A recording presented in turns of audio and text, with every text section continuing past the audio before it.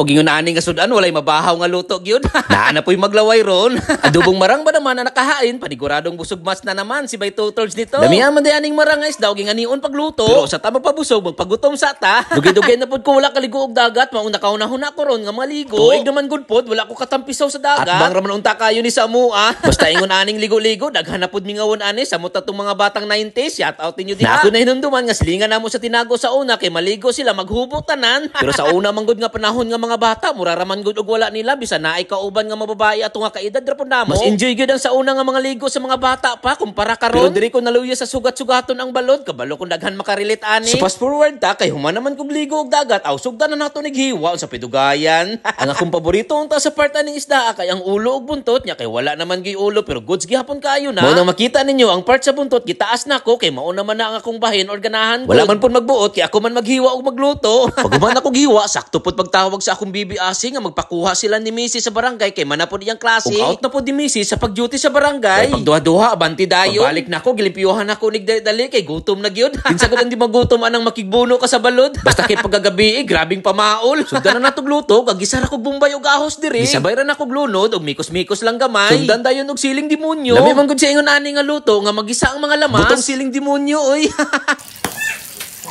Gibutangan po din ako og siling haba og atsal. Painito na nato gamay usa nato ibutang ang hiniwang isdang marang. Gisa-isa na kog butang para maarin sug tarong. Makita ninyo nga gipaibabaw na ako sa mga lamas kay unyaan na igbukal manglutaw ra man ang mga lamas. Kay magtubig ra man ang isda ana. I-plaster nato kay unyag bukal balihon nato. Human na kog plaster gibutangan na pud nako og dahong laurel. Basta adobo gani di gyud ni mawala ni ang tuyo og suka. Basta ako'y magluto di gyud ni mawala sa kuan ning asin. Gabutang lang pud ko gamay usa takluban tas pabukalon. Pagkabukal gibali na pud nako para ang pika side na pud. Isa gyud siya nakalamian ni kay kugaling tubig sa isda ang atong sabaw. Duman ako balian ni takluban na ako mga 5 ka minuto dahil ready to bahaba na naman yan. Lami man gud siya niluto nga mutuhop ang pampalasa sa unod. Habang ga-edit ko galaway naman po dinuon ko.